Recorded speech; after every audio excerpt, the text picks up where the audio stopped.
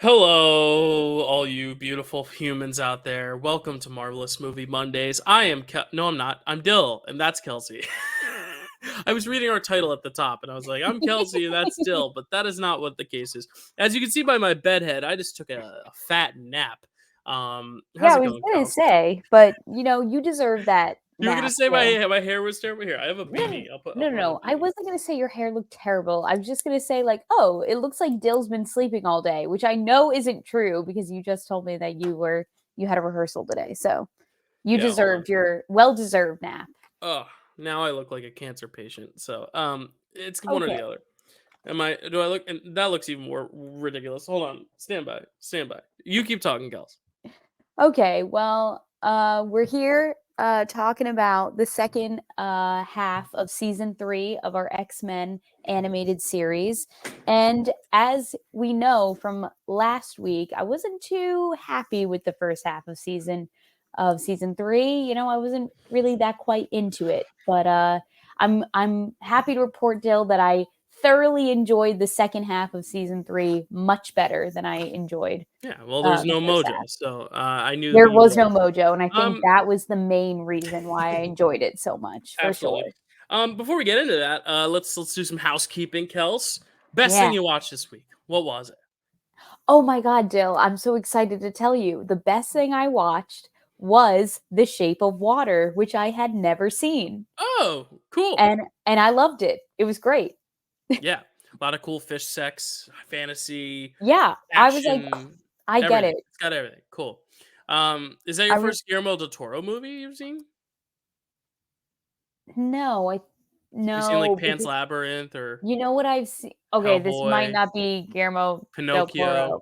No. Did he do, that Nightmare movie? Nightmare Alley? Yes, he did. Yeah, So you saw that? Okay. I saw that one. Didn't This love that one's one. this one's better. Yeah, Shape of This Water one's is. I way mean, it's the one that won Best Picture. So, yeah, um, it makes sense. very It's cool. critically acclaimed for a reason, but I was, as, I had mentioned last week, recovering from wisdom tooth surgery, Mm. and so I was, like, laying in my bed, I had just taken my Percocet, I was ready for a night of That's a good high relaxation. movie. That's a good high movie for Well, sure. to be fair, it's not like I was high. I was just like very relaxed, it was taking the pain away. And That's what. so Yeah, that's. I mean, I don't want to I get a was whole talk about drugs, but yeah, I mean, that's the you goal. were busy with something because I specifically didn't ask you because I was like, Jill's doing something today. I don't remember what, but I was asking people for movie recommendations. And so my friend, my best friend's fiance had uh um recommended The Shape of Water because I was like, I just need something chill, low stakes, nothing too crazy. He was like, Shape of Water. I was That like, that's Connor. Connor yeah, suggested. What yes. good taste, Connor. Connor, you have good Oh, taste. Um, I've been telling you guys that the two of you need to get together and talk about movies like nobody's business he because knows he what's up. loves talking about movies. And I know you Well, do too, yeah. evidently. I wonder So what I was doing. I don't know. But well, it was my birthday on Wednesday, so maybe that could that's be what it was. That's what it was. It was your it. birthday. I was like, I'm not gonna bother Dill on his birthday Which with like begging for it movie which recommendations. is a good segue to my best watch of the week, which is a Yes. rewatch, but I did rewatch The Truman Show on my birthday. I always like to watch one of my favorite movies on my birthday, and I felt like just Truman Show was like the one that I was like, I need some soul searching right now. And Yeah. 26, it's a very uneventful year. You get off your parents' health insurance, and that's kind of it. Like every year there's something. Like 21, you get to drink. 22, you get to sing the Taylor Swift song. 23, it's a little, yeah, whatever. But it's like the 2, 3. It's a pretty number next to each other. 24, you're 2 dozen, and it's I don't know. 24 is a cool number. Yeah. 25, it's 25. But You've hit the 26 is mid-20s. the first number of the 20s where you're like, there's nothing special. So it's Yes. kind of cool that it was. I wanted to make it special, but I've always been a low key guy when it comes to my birthday. I'm not a big like let's go party, let's go hang out, let's go celebrate things. So it was a chill day, but I watched the Truman Show that morning, just kind of get me in the mindset of like another year, let's reflect, because it's been a rough year. But yeah, that's what the best thing I watched this year. Have you seen the Truman Show, Kels? Yes, I have. Yeah, good movie. Do you like it? I do like it. It gives me there's that hint of like, what if that's happening to me? You know what I mean? because if I'm Mhm. getting Truman Showed right now, they have a ton of like videos of me just like sitting in my room and talking to myself because hey, that Sorry. sounds No, I had a producer talking to me off camera, so give me a sec, Kels. Um, but okay, I don't like this bit. I'm not gonna lie. That's one imagine of if my I think that's one of my I'm the biggest actor. fears. I'm the actor playing your brother. Ha ha ha. Your Oh, brother from another. So I'm not just not your real brother, but I'm also not a real person. I'm just an actor yeah. playing this guy named Dylan, who only appears when you are podcasting. I don't have a life outside this. I would just go to my real life with my family and kids in Ohio, and then I come to play Dylan in your movie about your life, Kels. Yeah, you are being live streamed right now to the world. You actually are, but you are you. You are you. You're not. Yeah. You know. Yeah, I'm me. Yeah. Yeah. The Dill, if I was Truman showing you, I would tell you, I'd be honest. I have Yeah. not been hired. If I was being Truman Showed, then it's a pretty boring TV show they're watching. You know. Mine would just be insanity because I like how I talk everything. Like I have to talk everything out loud. That's how I like deal with all my situations and like I have my so many life. questions now. Like, did Truman never like jerk off, or did the whole world just watch it? Oh God, it was his whole life from when he was born, right? Like Yeah. it was. So like, did they watch him shit? I think they. I forget Well, if they show in the movie if he shits. no, I think if he goes to the bathroom, that's probably when they like cut to Or they commercial. probably have a camera at a good angle where like they don't show. But like, what if it's one of those Yeah, things where it's like, I ran out of toilet paper. I gotta like do the lean and like reach for the. waddle to like Well, wherever the no, nearest roll is. well, I would never do that. At that point, I would just have someone bring me a roll because I don't want to accidentally What if you're drip. home alone? Then You I make gotta sure there's enough waddle. toilet paper. I don't know. Now we're just getting into a weird conversation. But yeah, Truman Show is the best thing I watched this week. I didn't watch much this week. Again, I'm prepping for subathon, so I'm watching a lot of stuff in prep for that I'm not going to talk about now because I'm going to talk about it then. But uh, I watched a lot of X-Men this week. Actually, no, I watched X-Men for the first time we did it, but then we split it in two videos. So it's very fresh on the brain though, and that's what I'm excited to talk about. Speaking of Marvel news of the week, the only news I got is that we're getting, by this time tomorrow, we will have gotten an X-Men, sorry, a Deadpool 3 trailer, another one, but we're already releasing this episode, so we're not gonna get to talk about it this week. We could talk about it in 2 weeks when we're back on the air. Oh, And I will, by this time tomorrow, have seen Challengers, which is my second most anticipated movie of the year, because I got oh, a nice. critics invite to see that, so I'm very excited to see that early and to tell the world about it because I hope it's great. It's Yeah. one movie I've just been like dying to see. So, yeah, Kels, let's talk about X-Men, shall we? Let's talk about X-Men. So you like this better? You like the second half of the Yes, season I better than the did first? enjoy the second Good. half Mhm. better. I enjoyed obviously all the Dark Phoenix stuff. There were Mhm. two there and I just even like the offshoots, like the filler episodes, if you will, between the two different Phoenix storylines, I thought were just stronger than the first half of season Yeah. 3. Cool. So we started this season with we With the started this second half. half of the season with episode 11 with Cold Comfort. We finally got introduced to Yeah. Iceman, that's been my Iceman. Iceman, It's the my Iceman. Spider-Man. It's my Spider-Man MCU joke where I say Spider-Man. I've trained you now. Yeah, Because exactly. in the Jewish faith, you don't pronounce it as man. It's like Goldman. It's Bergman. It's Bern. Well, that's Bernstein, but you know what I mean. Like Yeah, I was gonna say Burnman. No, but like it's always a man, not a man. You don't say right. Goldman. Like it's not Evan Goldman in 13. It's Evan Goldman. So I always make that joke that if superheroes were just said like we pronounce them in the American culture, it would be Spider-Man, Superman, Batman. Superman. Here comes Mr. Batman. Yeah, That's good. and here we have the Iceman. So the Iceman cometh. Yes, the Icemen do cometh, and we kind of got this like really interesting, like layered episode. Like we find out that like he was a part of the X-Men, but he like left the Yeah, part of X-Men. the OG team, like part the core part of the team. Yeah. OG, he has this very tumultuous relationship with Professor X. Hank literally spells it out for us in the episode. He says that they kind of have this father-son dynamic going Hmm. on, and they both feel like betrayed by the other. Um, and I just, yeah, I really like the introduction to this character. I liked how like we weren't just introduced to the Iceman, but like he got his whole like character arc in this episode Yeah, with because he this doesn't. relationship that he Yeah, has with Lorna. and it doesn't end with him joining the team either, which I Yeah. kind of like. It's more like, Yeah. no, I'm still gonna do this, but like Right. now there's at least like kind of resolution to where it's not like they're just trying to shoehorn him into the main narrative. It's another Mhm. one of those things where they just want to show off another character, but they're like, hey, why don't we take it this angle to just show that like not everyone is meant to be part of the core group, and some people do have their own ambitions and their own goals and stuff. And I love that kind of father line with that they do with Professor X, where it's kind of like almost like um a strained relationship with a father and son in a way. Mhm. um him almost being too demanding, too controlling, and having to like let his son go, and him kind of commenting on the fact that he felt like a father figure to him, because like Professor X, I feel like we've been seeing a struggle in trying to see exactly where he fits in all this. He's the leader, but it never feels like, he's integral to the story, or at least he hasn't been. I mean, we know he's integral because he's Professor X, but like he's such an integral part in the movies that I feel like this show, I feel like episodes like this remind us why he is that backbone that we don't always see, which I like. Yeah, exactly. And For I better think or worse. In this case, worse, because it leads to the strain.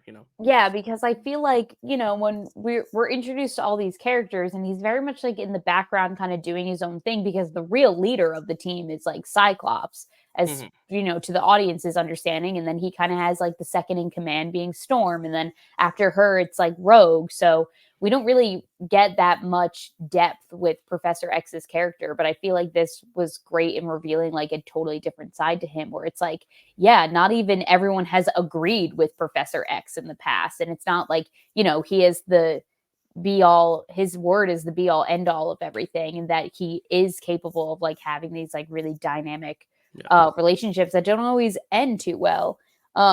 Obviously, like our first example being with like him and Magneto, but then like Yeah. this is even more personal to the storyline because it was like him and a falling out he had with a student that he had there at the Right. school. Yeah. Um, and so we get introduced to a ton of new mutants in this episode, one being Quicksilver, which was like Yeah. really, They which kind of was, just for flashed lack of through a a better bunch of word, them. Yeah. quick. Yeah. Um, I feel like this could be something where we see them again down the line. This is just yeah, their way of introducing them, or it's yeah, just to show like, hey, we didn't forget about them, but like we yeah. don't want to spend time with them. Exactly, because we get introduced to like this group of mutants that has actually been put together by the government. Really, really interesting like B plot happening in like um the Mhm. underlining, plot of this whole show is Mhm. that they're the whole conflict is between the mutants and the government, but now the government has actually formed their own mutant team, which consists of Forge, which obviously another version of Forge that we met was in the Days of Future Past episodes. We Right. also meet a different version of Havoc, Strong Guy, Quicksilver, Multiple Man, and Wolfsbane. Yeah. Um, and they basically just, I loved how they used this opportunity to fight the X-Men, like just as kind of like a rehearsal. They were Mhm. like, oh, we figured that like we'd just kind of tussle it out and like see how strong we were and like see Yeah. if we could take you guys down. And I was like, honestly, that's a great reason to just like get into this tiff. Yeah. But it's not a super happy ending for Iceman because we do find out that Lorna, his girl that he was like kind of having this whole relationship with, has like moved on, and Mhm. that her whole disappearance was faked by this team called the X Factor, the Right. X Factor team. Yeah. Wow. So but I love this possibility. Like the show has done a really good job of like introducing us to mutants, but then like calling back to them later, even if it's like a Right. whole season later or episodes later. Like I definitely think we're gonna see a group of these guys again, just like they did with the Morlocks Yeah. and the Starjammers later on. Yeah, because aside Um, from like these like separate arcs like the Phoenix and the Dark Phoenix, like I feel like in general you can watch these episodes on their own not having seen the past one or future one. Like they very mhm, rarely are subsequent. And even though like Days of Future Past sets up a lot for future episodes, it's not like you have to watch them all in order, to where like I think it's that's kind of like the comic design of it too, of like, oh yeah, Juggernaut, I remember him, he's in this one, Yeah. you know, like that kind of thing. Like even like with Mojo, we don't like him, but it was kind of that thing where like, oh yeah, I remember him, you know. Yeah. And I think that's kind of the beauty of the Unfortunately. series, is it doesn't need to have the continuity. And these episodes weren't released in continuity, like we talked about last week. The Cyclops episode where he's grieving over Jean happens, it airs 2 years later. So by then, Jean has already died, come back, died again, and come back again. You know, Yeah. really, continuity doesn't matter so much, to where it's nice to just like have these characters pop up consistently. You know. So then episodes 12 and 13 are two-parters.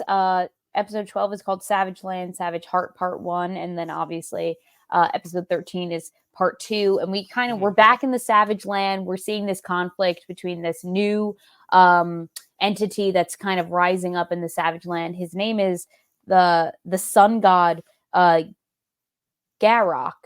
Garrick? Garrick. It was reminding me too much of Gravik from Secret Invasion. So I was like trying really hard not to just so write sorry. Gravik, because Yeah. I'm like, oh no, Garok, that's his name. And so we're back here. We kind of get this whole evil Storm plot line. We got this like Which anti-stormness is a happening. little weird considering what we're about to get into in the very next 4 episodes. Like it just felt like this is the one time where if you are watching it in succession, this might Yeah. have been something they should save for the next season or the season before, where I felt like we're in the middle of the Phoenix stuff. Like, why are we doing this whole separate dark thing? But it's a little different because that's just kind of like Storm going dark rather than Right. Jean being possessed by a whole nother being. Like because they make it very clear that the Phoenix is its own entity. It's Yes. Jean being basically controlled by the Phoenix, whereas Storm here, it is still Storm. So like it's a little Right. different, but it does feel a little weird knowing, especially that Dark Phoenix is coming. That we're like, are we doing this now? Why are we doing this now? So these were like the low point of the season for me, just because of that. Like I was like, all right, like I want to get to the next storyline, which I know is just gonna do the same stuff better. But Sure. Yeah, Dill, I honestly didn't think of it like that. That's so funny that you point that out, because I'm like, oh, right. Like we already have like an evil like X-Men plotline coming up. mm, But I think I just appreciated these two episodes more just because I just like when Storm and Rogue are at like the forefront of like yeah, the storyline, because mhm, I just like them the most. they do have the coolest powers because they are the most unique. You don't see that in a lot of other superhero stuff, you know. Yeah. And I was very shocked to find out that Saran is actually just a dude that's being possessed by this like pterodactyl thing. So when he just became a guy, I was like, "Oh my god, this poor man." So Yeah. you kind of have like all these different layers of this episode where you're like rooting for him not to be Saran anymore, and then Mhm. you want obviously Storm to get better and not be Yeah.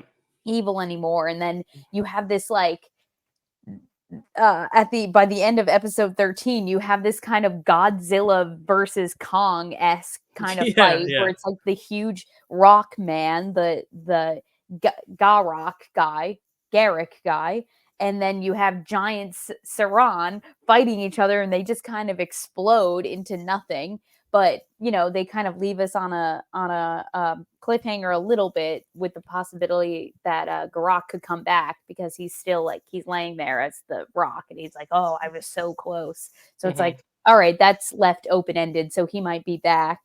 Yeah. Um, and then, oh yeah, his name was Carl Lycos was the name of the guy being possessed by Saran.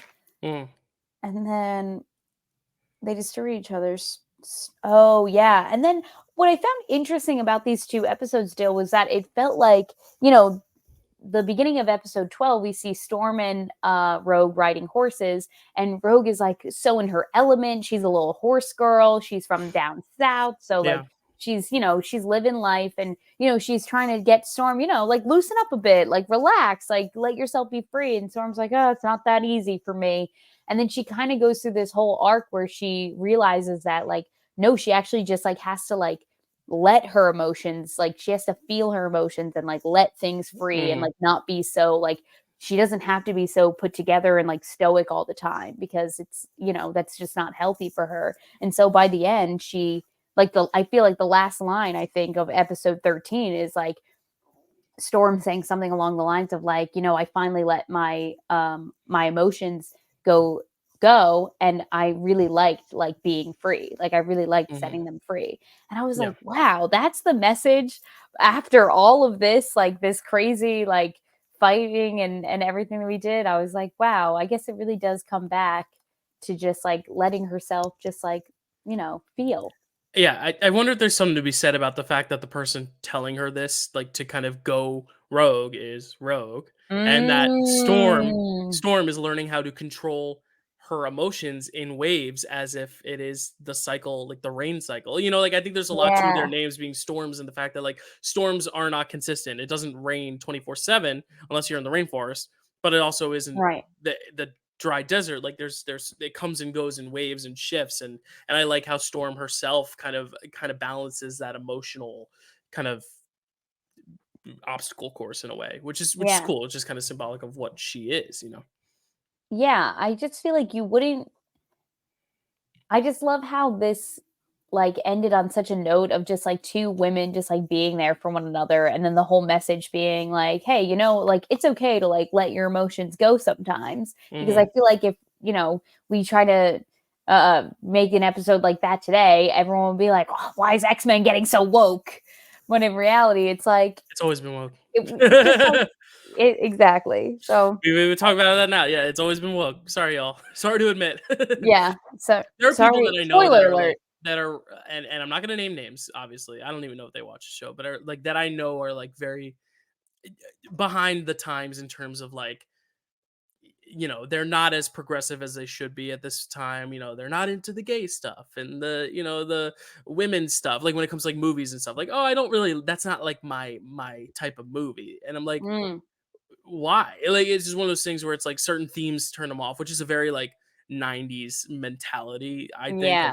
like come on, it's 2024. But it's Yeah. funny, someone that I know that has similar views like that are they have an X-Men poster in their room. And it's Mhm. funny because like when I see them stream, it's not someone I know very close, but it's like I see the X-Men thing and I'm like, X-Men is like entirely a parallel for queer storytelling. Like, it's one of Yeah. those things that's just so funny, and it's why like I love having like so many friends of the channel. I can't speak personally, but like having friends that can come on and speak like you can with like the women's perspective on things, because like I hadn't thought of that necessarily when looking at this episode. I was taking it at face value, so I love having Mhm. you as an insight to talk about that, and I love having like a lot of friends who are of like the queer community coming on to the show, especially with like draft day and things, and talking about like their storytelling and that kind of stuff, which is really insightful to see. So I Mhm. hope X-Men, once people kind of accept the fact that it's woke, kind of take it and realize that it's there's just a million different ways to tell similar stories, and they might not be as different as you think.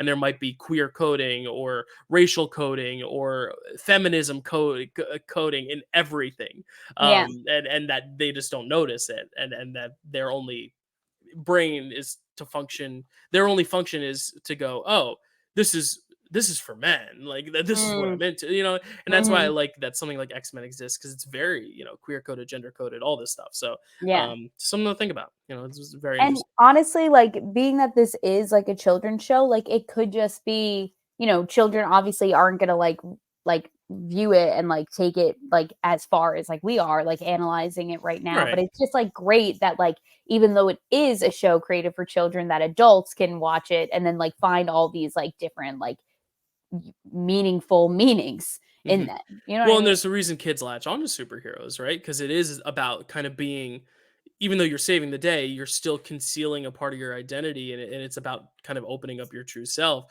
or Mhm. the struggle of doing so. And a lot of the times, at least before the MCU, a lot of characters wore masks for a reason. There is a very clear symbolism to the idea of being masked and not revealing your true self and hiding behind this facade, which I think is just something that I think that's why superhero stories appeal so much to everyone, is because of those deeper layers. That I think that's why kids latch onto it, because as they grow, as they come of age, as they start to like open up their minds to things, they're able to kind of like see themselves in these heroes, and find those insecurities, especially not just the confidence, but the insecurity as well, which I think is Yeah. important. Like Clark Kent, he stumbles, he stutters, when he's wearing the glasses, but then when he's Superman, he doesn't. But like I think kids are more relatable to the Clark Kent than they are the Superman. They just don't Mhm. realize. Yeah. Absolutely. Yeah. And so episode 14 starts our Dark Phoenix journey. This is Let's kind of do it. just setting up how the Dark Phoenix has come about. Yeah. This episode started with Professor X and Myra McTaggart already kind of like not experimenting on Jean, but just like trying to help treat her and like trying to get the Yeah. Phoenix, like, rid her of it. And I was already immediately annoyed because I was like, this is the main problem that I had with the Phoenix storyline, is that I felt like they just weren't explaining enough and It that almost things were feels just like we missed a happening. part. Yeah, it almost feels like we Exactly. missed the part where they got her back. I was like, You know? I was like, do I have to go back and rewatch the episodes? Like, did I miss like a major scene where they found her? But then later on in the episode, they do explain it. It is explained through the lens of this. They're called the Inner Circle, and it's this group of mutants that are trying to, obtain the power of Jean Grey and the Phoenix, and like use it to their benefit. And the three main players in the Inner Circle that we kind of interact with the most is Emma Frost, who is also a telepath, so she like can get in the mind of like Professor X and Jean Grey and all of Mhm. that. Sebastian Shaw, who is there, and AKA, for anyone who watched the live action movies, Kevin Bacon. yes, Kevin Bacon. Yes, thank you for saying that, Jill, because I literally, as I was writing it down, I was like, Yeah. that was Kevin Bacon, There's a wasn't lot of it? characters where I'm like, oh yeah, like Moira McTaggart is Rose Byrne, and I'm like, Yeah, oh yeah, like things like yeah. that where I'm like, that's right. Yeah. And then the last guy, his name is something guard. Wingard.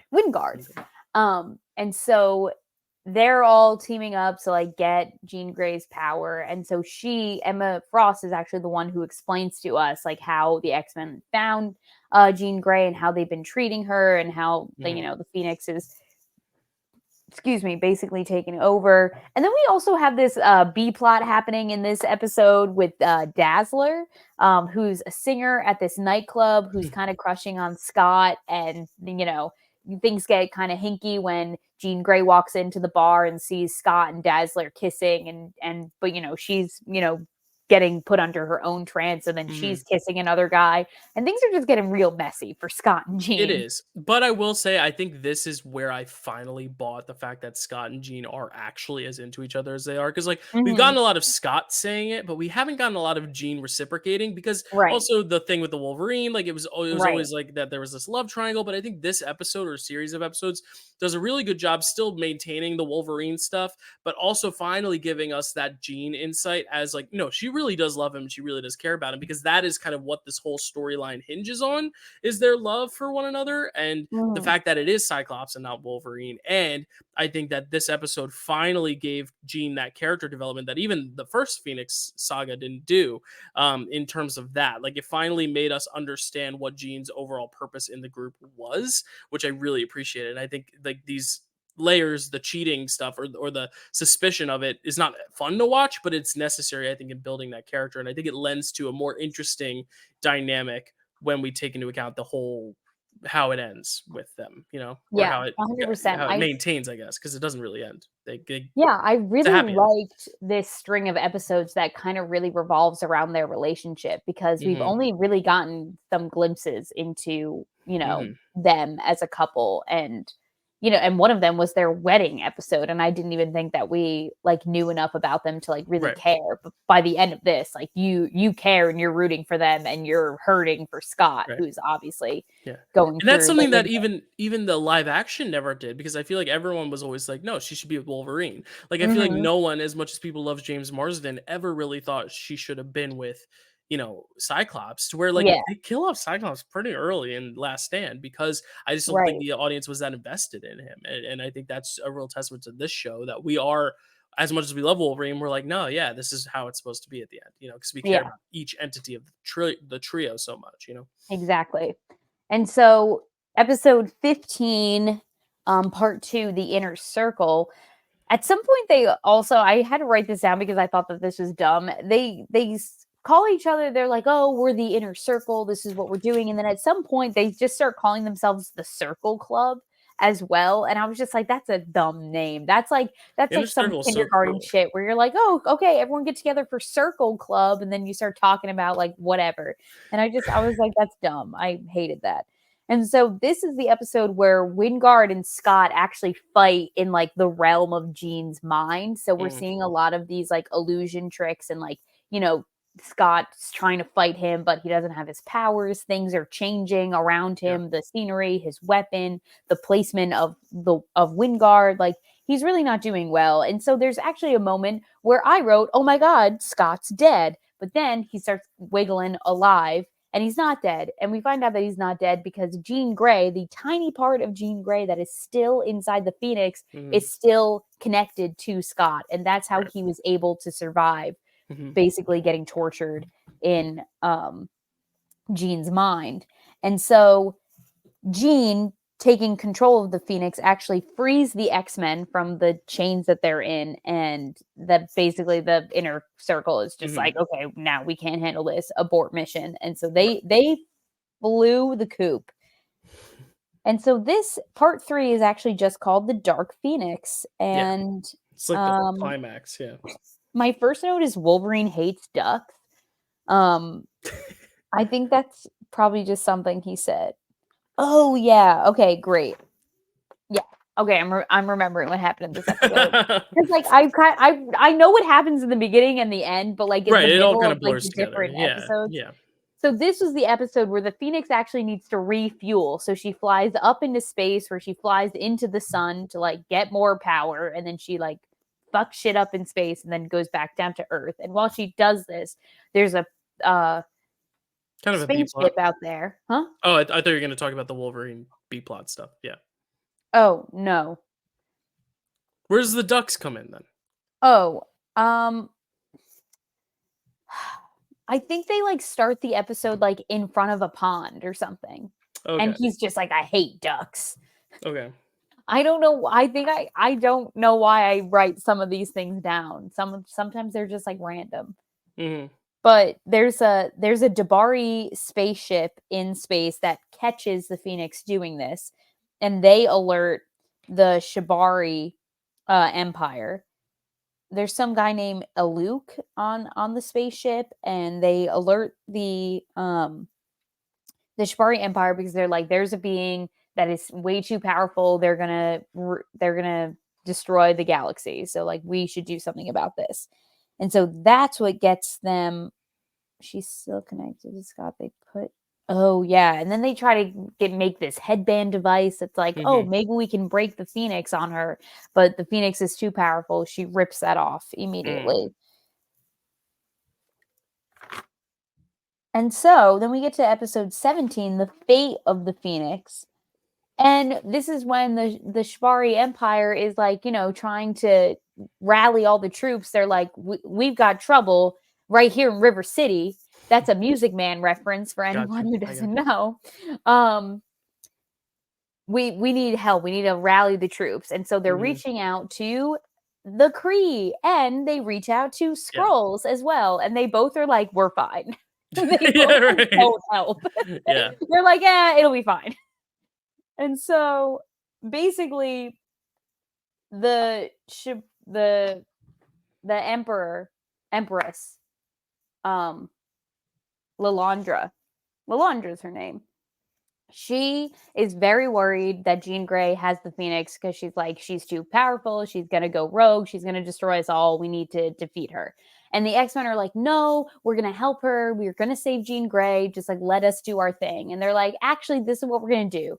We're going to fight each other. And whoever wins gets to decide to do to Jean Grey what they think is best. And so the X-Men basically get their asses whooped. But this is great because they kind of did a really good job of like at the end of episode 16, Professor X like basically stuns the Phoenix.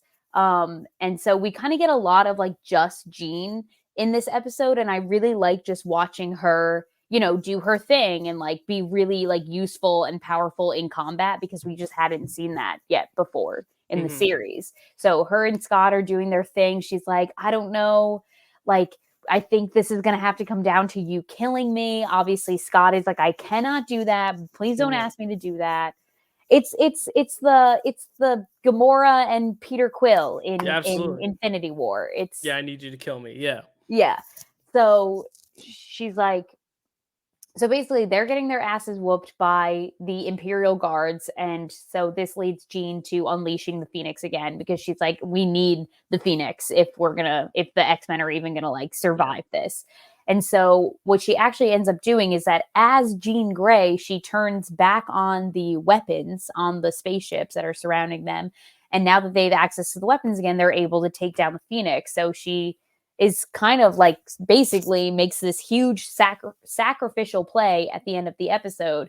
And we actually get to talk to the Phoenix just as the Phoenix, which I thought was like really interesting. And Yeah.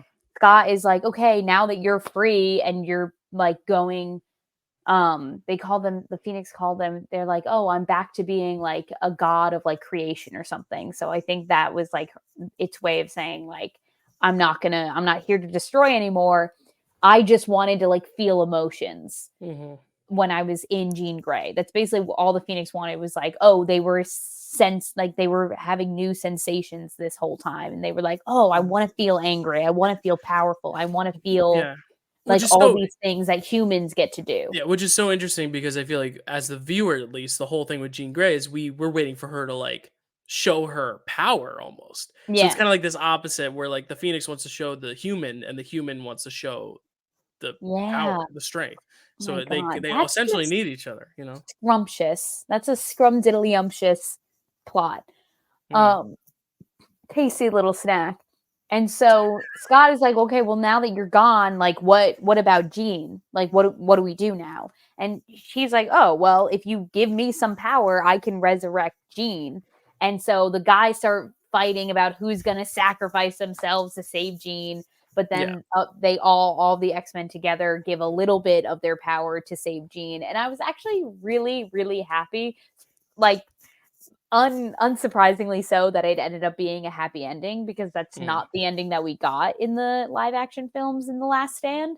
So it Right. was really great to just like see that like Jean Grey and Scott like kind of really have a chance at their Right. relationship Because Last and Stand, future. it ends with like Wolverine carrying her body. I remember Yeah. that. But then how does the actual Dark Phoenix film end? She dies in that too, right?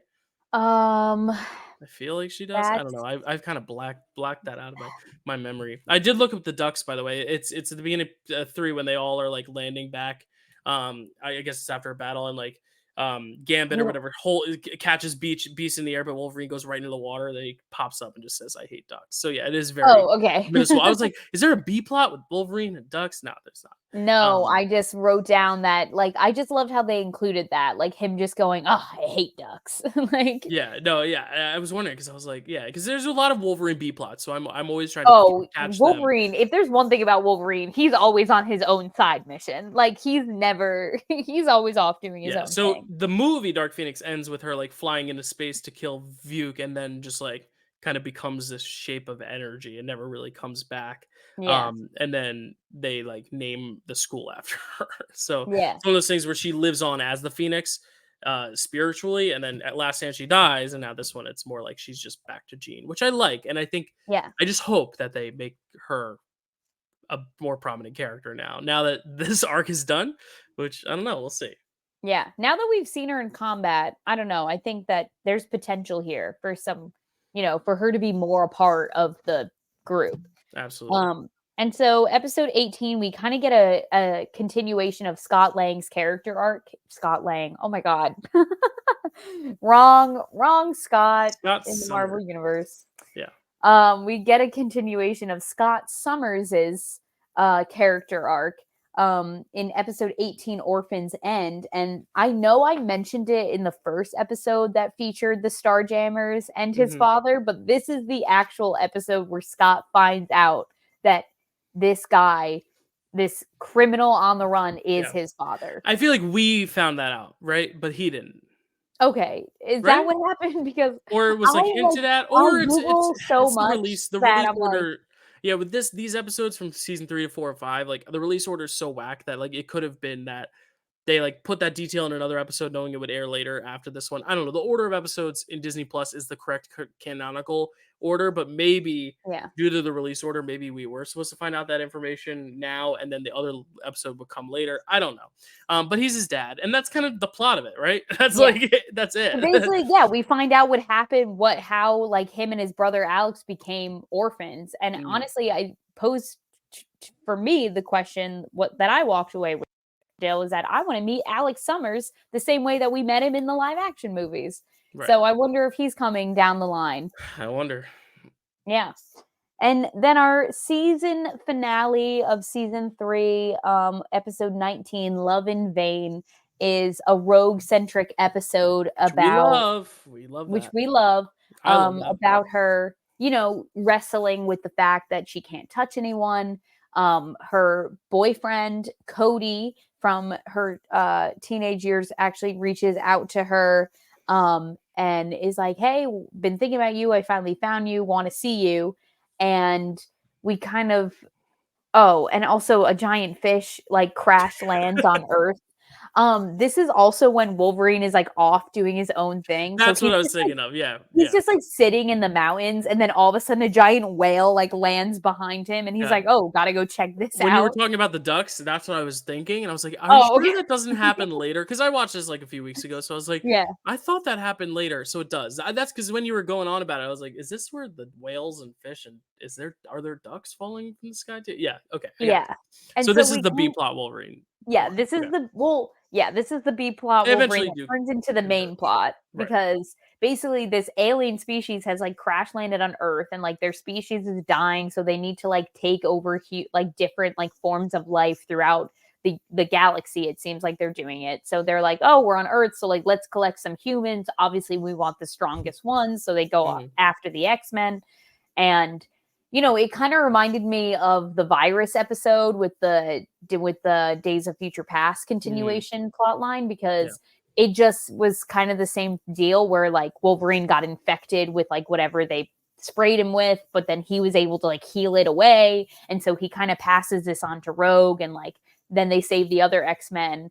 And then we find out that Cody is just like an alien now. And like he's like an alien, and it was just a character that I didn't like super expect coming up again. Not that I hated that it was kind of random, because I don't mind when something unexpected happens, but it was just, I don't know, I felt like it was like a really underwhelming season finale, especially it doesn't feel like a season finale. Dark Phoenix storyline. It feels like Dark Phoenix should have ended the season, but I think it's one of those things just where like they needed to take a break in the broadcasting, not necessarily that like this was the end of a season arc. Like I said earlier, like this isn't a season arc necessarily. Like this isn't wrapping up the arc of the season like the last season did with the dinosaurs and X and Magneto. Like this is very much just like, all right, we need to end it here, and I believe when they aired it, honestly, that the first 2 episodes of season 4 might have been part of this season in terms of airing. I don't know, but it's not a good season finale, but I do still like it. I just like rogue centric episodes. Yeah, I think it's just because her character with her powers and what she's deprived of is always just an interesting conversation of like, do I want this gift? Is this a gift or is this a curse? Like all that stuff I really think is very interesting, and that's stuff we see in the live action too, with Rogue's character. It's very interesting. And I liked how it was kind of like Scott and Jean's relationship, like the fact that now they get to be together like wholeheartedly, like was the catalyst for the way that she was feeling. And so it was just, it just kind of felt, like I said, similar to past episodes. Like it didn't really feel that like fresh and exciting. Like I don't mind it being a totally different like storyline for the ending of the season. It just felt it felt more like uniform and more like the team like ends together and it's like, oh, okay, great, we're all back together again, and like life's gonna be fine. And then but it was just like more about Rogue, and then the Wolverine complaint that I made. But other than that, like I said, I thoroughly enjoyed the second half of season 3 much more. It gives me high hopes for season 4, so I'm excited to dive into that. So if you're looking at 3 as a whole, where does that stack up with 2 and 1? Do you still think the first season is the strongest, or is this season stronger? I think I would have to go season 1, season 3, season 2. That's my ranking. Bless you, Dill, who's Thank you. sneezing. Yeah, I Um, still don't know how I'd rank it, but I think 3 stands out for the central arc Phoenix arcs, but I think the yeah. stuff surrounding it isn't always as strong, whereas I really like 2. I'm one of those guys who just I think 2 just hit in a lot of great places, Mm, but I think it just matters, like, what your favorite episodes are is gonna be what season you like better, like, what characters you're more invested in, and stuff like that. yeah, for But sure. who's your MVM of this season now that it has wrapped? I know you said you were teetering on Gene in the last episode or Scott, Yeah. but have you settled on one? You know, oh god, I kind of want to pick them both. I wrote down, oh god, this is tough because they both had like such like impactful moments throughout this season. Okay, I think I'm going to pick Gene. I think Okay, I'm because going to I'll pick pick Gene. Scott. Yeah, because Okay, I'm still in the great. Scott train. Yeah, Because I just think that like they really had like the best stuff this season, yeah, and watching their relationship, like go through all of this and kind of watching them both grow as different people, yeah. and especially with Scott's like individual episodes that he had about his life. Right. I think that's Um, why I put him slightly above, just because I yeah, think we're seeing a lot of the Dark Phoenix storyline, despite it being her storyline through his eyes, yeah. which is a weird way of saying things because he can't see it. But I might have made that joke in the last episode. But seeing things through his lens, I guess, through him, not necessarily his eyes. But I do think that is why I think it's slightly stronger, and we get the stuff with his dad, which I think is just an extra bonus. But Yeah. really like him this season, and I like Gene this season. Any LVM least valuable this season? I have an LVM, and I think it's just because we didn't see a ton of them. Not that I'm that upset about it, but I think my LVM is Gambit. Yeah, he just kind of disappears in this season. Yeah, they really forgot Um, about him this season. yeah, I mean, I was tempted to go Jubilee for that reason too, even though we do get a little bit more Jubilee in the second half. Yeah. And we kind of go back to the whole "you're too And young, you got to stay behind" thing, which I but think is I funny. think that she really redeemed herself in the Savage Land episodes, I which was agree. another reason why I like those, because she really was, like, stepping I up and, agree. like, trying to be helpful, which Yeah, is yeah. I don't know then. I guess I will go Gambit, even though I think Gambit's an improvement of Gambit season 2 where we had issues with Gambit. I Mhm. think this season, or was it part 1 of season 3 that we had issues with Gambit? We had issues with Gambit in season 2, right? Was this the season where I was like, Gambit refers to himself too much in the third person? I think it's 2, and then this was like a bounce back. So yeah, I don't think Gambit's the LVM for that because I think he's bouncing back from last season. I just think Gambit they need to find a way to make him more relevant again. Yeah. Um, Because when he's not flirting with Rogue or, like, sexually harassing her, he's really not doing much. Yeah, yeah, he doesn't do much in the season. Honestly, I also wish they had utilized Beast a lot more too, but I can't put him as the LVM because I love No, I Beast. could never put No, Beast as the LVM. yeah. He's So too perfect in my eyes. honestly, I'm gonna take a. I know you picked him for season 2, but I'm gonna say Professor X for season 3. I just think there's just not Okay. enough of him. I think he could be more integral, more impactful. And now that Magneto's not here this season, it felt like he was always just kind of not really relevant. So I'll just go with that. Even though I think the fact that we're struggling to find LVM means that it is a very well edited season and well represented season. And even Gambit, who you picked as your LVM, is still better than he was in season 2. So I think this season does a good job improving and giving us a little bit of everyone. Because even in the first half of the season, Rogue's not even there. Remember, they're always Yeah. like she's on a mission, and then she really comes out in the second half. Yeah. So yeah, I think they're on a good track for season 4. We got 2 more seasons left of this show, and then we will of course be covering the new show, which I've been hearing just raves about. I've heard it's like amazing, so I'm really excited. But next week we're taking a break. The next 2 weeks we're taking a break. Next week I'm going to be in Detroit, so I will not be here. So we have some trivia to show you. We have recorded the matches, and they're pretty epic, Kels. Especially our main event is very epic. Oh, yeah. Um, so we're very excited for you to see that. I'm not going to pull up the bracket because it would spoil because the bracket's all filled in. But it is going to be our Yeah. final match in the incursion bracket, where we will see it's Noah, Alec, and David, and then the first match of the semifinals in the Earth 868 bracket. That's America Chavez, right? 868, which is going to be putting you on Well, the spot. 868 is the one where Mordo is the Or what's sorcerer supreme. 616 though? Is I don't know. 616 is like our main is the main So it might be Earth MCU. 616. Either way, the Americo Chavez bracket, we're seeing Robert versus Joe versus Ryan, which is going to be very exciting. So stay tuned for that Yeah. next week. And then the week after, since we won't be able to tease it uh, next week because we're already filmed that, Kels, want to tease what we're doing the week after on the subathon for our live subathon in May, which will be happening on May 4th and 5th. It'll be 10 a.m. from May 4th to 10 a.m. on May 5th. Or, sorry, no, noon on May 4th to noon on May 5th. Woo, I almost messed that up for everyone. But Kelsey, what are we going to do for the subathon, which is something we've never actually done on this channel? Oh, so I have been wanting for the longest time to do some sort of Marvel game night. So Not there's trivia, but game night. it's not Yeah. trivia. It's not going to be questions about like plot or characters or quotes or anything like that. It's just going to be silly, goofy questions that I want to ask whoever we get to join us. Hopefully, some of our hosts on the channel. Hopefully, Matt. Um, and I just kind of want us to have like a silly, goofy, like stress-free game night, just because we do so much like legit trivia on this channel that it gets like very stressful sometimes. The competitors are competitive, as they should be, because that what's the fun if like nobody cares, Right. that I just want us to do something like stress-free and fun. So I'm planning some games for us to go through. I'm thinking about like 5 rounds, and I'm gonna deem who gets points when, and it's all just gonna be silly, goofy fun. Yeah, we will have a schedule to you guys in the next week or two once I lock down what Kelsey, Matt, Zach, and Chad's schedules are, and then all the guests, because we do have some guests for some of the episodes. Carrie's coming on Picture This, and Stacy's coming on Frame Rec, and there will be other guests. So I'm very excited about that. Survivor is the trivia nights theme for trivia, which is going to be fun. And Matt actually posed a fun idea off camera of if he can write the questions for me to compete, and I'm still toying it over there.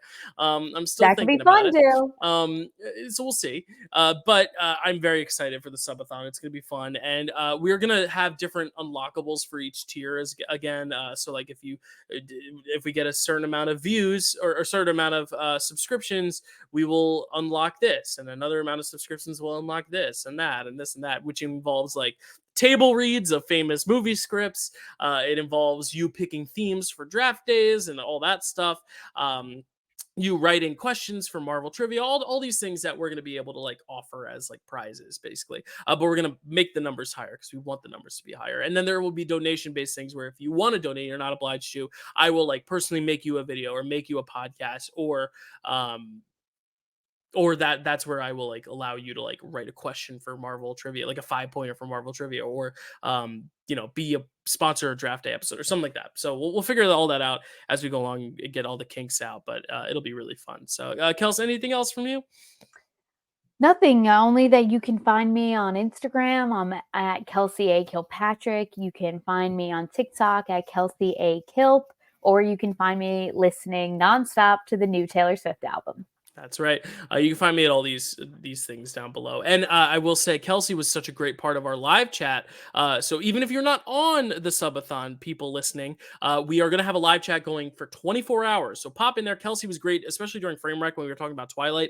It was so lively in the live chat that we brought Kelsey and Chad onto the show to debate Jacob versus Edward. It was that lit and electric. So like if you are not on the subathon, but you want to be a part of it, please chat along, because you never know when I'll just send you the link and tell you to hop on over. We're going to be doing games every now and then too to fill some time. So get in there, stay tuned. Frame Rec, we're talking about nostalgic movies from my childhood. So like if you were born in my generation, you want to talk about The Cat in the Hat, Shark Tale, or Click, we are going to be talking about those on Frame Rec. We're doing a threefer. So please come chat along during the subathon, and we'll see you in 2 weeks for that. Otherwise, thank you so much, and we'll see you next week for trivia. And then another week for subathon, and then a week after we will be finishing up with season 4, then season 5, then our X-Men 97, and then it'll be Deadpool time, which is really exciting. So thank you so much for watching, and we'll see you next time.